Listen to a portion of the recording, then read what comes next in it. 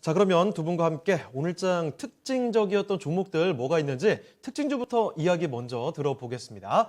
자, 그러면 먼저 박준현 운용님께 여쭤보도록 하죠. 자, 운용님, 오늘장 특징주 어떤 종목인가요? 예, 애경유화를 가지고 나왔습니다. 애경유화요. 자, 오늘 뭐 화학 쪽 괜찮더라고요. 주가 뭐 상당한 상승세를 보여주는 모습인데 이유가 뭘까요? 일단은 애경유화는 여러 가지 좀 이유를 좀 찾아야 될 것 같은데요. 네. 일단 예사의 주력 제품이 무스탈산이라고 이제 PA가 있거든요. 예. 그다음 이제 PA를 가지고 가소제 DOEP라는 제품을 만드는데 이쪽에 이제 들어가는 전방 산업이 건설 쪽과 관련된 PVC 쪽입니다. 첨가제 역할을 하는데 예. 주요 이제 수요처가 LG화학이라든가 하나솔루션이라든가 이제 PVC 위주로 만드는 회사라고 좀 봐야 될 것 같은데 전반적으로 지금 건설 업황 자체, 건설 업황 자체가 나쁘지 않다 보니까 이쪽 건설과 관련된 PVC 쪽 업황은 상당히 좋습니다. 전체적으로 석유화학 쪽에 합성 수지 쪽의 PVC 가격 스프레드 마진 자체는 다른 여타 합성 수지 제품에 비해서 상당히 강세가 전개가 좀 되고 있거든요. 네. 전방 산업이 좋다는 측면이고, 그다음에 요즘 시장 자체가 이제 친환경 관련 부분이 계속적으로 이슈화되고 있는 쪽이니까, 그래서 이제 친환경과 관련해 가지고 매출액이 약 15% 정도 차지하고 있는 게 바이오 디젤 산업이거든요. 예. 바이오 디젤 부분 자체가 탄소 중립 정책 강화에 따라 가지고 첨가 비율 자체가 계속 지금 한 3년에 한 번 계속 상향 조정이 좀 되고 있는데, 최근 계속 언급해 주셨던 그런 내용이죠. 예, 그렇죠. 7월 올해도 이제 7월 1일부로 기존의 3.0에서 3.5% 정도 상향 조정이 좀 됐고요. 예.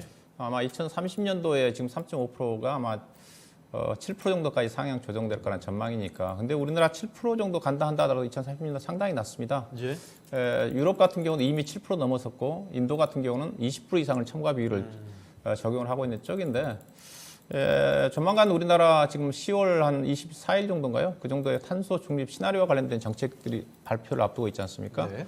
강화된 정책 쪽에서 이거 바이오 디젤 첨가 비율도 좀 더 상향 조정하지 않겠는가, 그렇다 기대 심리도 있다고 좀 봐야 될 것 같고요.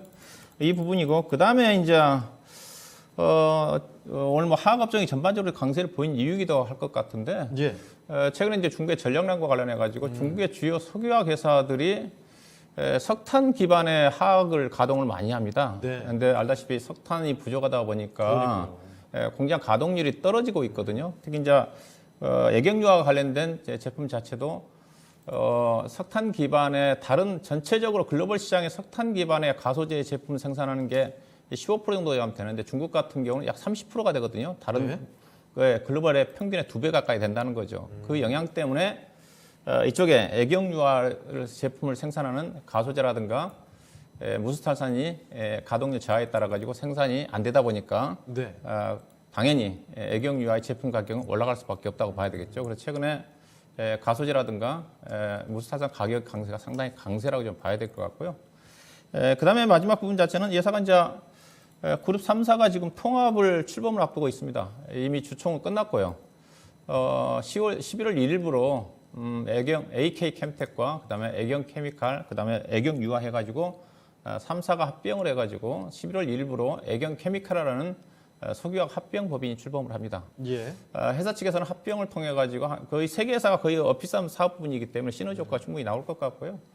2030년도에 의해서 현재 표를 보시게 되게 되면 올해 예상되는 매출액이 1조 3천억이지 않습니까? 이미 영업이익이 1,000억이 넘어갔는데 2030년도에 매출액 4조 원에 영업이익 3천억 이상을 달성을 목표로 한다고 그런 비전을 발표를 했거든요. 네. 그래도 비전에다가 보시다시피 밸류 자체가 일단 싸다는 거죠. 지금 아마 최근에 가소제 2회사 주력 제품 가격이 강세이기 때문에 이미 상반기 때 영업이익이 작년 1년 실적을 이미 달성을 해놨지 않습니까? 그래서 하반기 때도 현재 지금 가소제 주력 제품 가격이 강세이기 때문에 영업이익은 1,000억은 훌쩍 넘어갈 것 같습니다. 아직 가이던스가 최근 들어서 보고서가 나오고 있지는 않지만은 최근에 가격 강세를 감안하면 최근에 주가 상승에도 불구하고 PER 기준에서 지금 5배 미만이기 때문에 여전히 주가는 저평가를 받고 있다. 그런 측면이 주가가 반영되고 있다고 보시면 될 것 같습니다. 네. 오늘 뭐 수급도 좋기 때문에 최근에 주가가 급등했다가 좀 급락이 나왔던 부분인데 다시 좀 고점을 돌파하는 종가상으로 고점을 흐르기 때문에 예. 충분히 추가적인 상승 가능할 것 같습니다. 이 종목은 제가 이제 주총 때 소개해드렸던 종목인데 목표 주가를 제가 12,000원대, 18,000원 잡아드렸거든요. 예. 충분히 그 이상 가지 않겠는가. 일단은 직전 고점까지 보유하고 계신 분들은 보유 관점 접근하시면 될 것 같고 매수 접근하신 분들은 15,000원 중반 정도에서 충분히 추가적인 매수도 가능하지 않겠나 봐야 될 것 같습니다. 예. 자, 해경유와 주가가 강한 이 오르는 이유가 좀 있네요. 여러 가지 요인들이 있었습니다.